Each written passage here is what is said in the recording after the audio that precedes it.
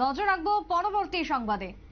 দুষ্কৃতীদের দ্বারা বিভিন্ন সময়ে দলীয় অফিস ভাঙচুর, আর আজকের দিনে দাঁড়িয়ে সেই দলীয় অফিস এবার সারাইয়ের কাজে হাত দিল বামেরা। মহকুমাতে ধরা পড়লো এমনই ছবি সোনামুড়াতে বেশ কয়েকদিন বা সাম্প্রতিককালে আমরা যদি দেখি সিপিএম এর দলীয় অফিসগুলো ভাঙা হচ্ছিল দুষ্কৃতীদের দ্বারা, এবং সেই ভাঙা অফিসের সংস্কারের কাজের যে প্রক্রিয়া, সেই প্রক্রিয়া কার্যত পক্ষে চলছে বা শুরু হলো। বিশেষ করে এই কাজে আজকে বামেদের লক্ষ্য করা গেছে উপস্থিতি। তবে রাজনৈতিক মহল মনে করছে সাম্প্রতিককালে বামেরা ফের একবার ঘুরে দাঁড়ানোর চেষ্টা করছে। সামনে যেহেতু ভিলেজ কাউন্সিল রয়েছে, সবকিছুকে সামনে রেখে নতুন করে মহকুমার এই দলীয় অফিসগুলিকে সারিয়ে তুলে বামেরা তাদের মৃত জমি পুনরুদ্ধারের চেষ্টায় মগ্ন, এমনটাই মত রাজনৈতিক মহলের। কি বক্তব্য সোনামুড়া থেকে উঠে এসেছে বাম নেতৃত্বের, শুনুন।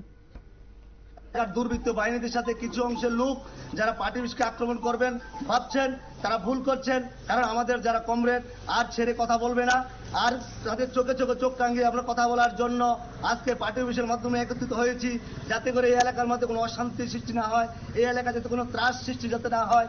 এই নলছড় বিধানসভা কেন্দ্রের কিশোর বর্মনের নেতৃত্বে যে সন্ত্রাস করছেন এলাকার কিছু পাঁচাটা বিজেপি দালাল যারা নেতারা আছেন, তাদেরকে আমরা হুঁশিয়ার করতে চাই।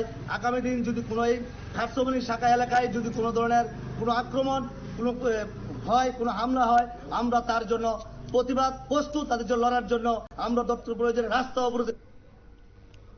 বাম নেতার বক্তব্য আপনারা শুনলেন। বর্তমানে মহকুমাতে, গোটা মহকুমা জুড়ে প্রায় 95% সিপিএম এর পার্টি অফিস আক্রান্ত হয় বা হয়েছে, এমনটাই অভিযোগ তারা জানিয়েছেন।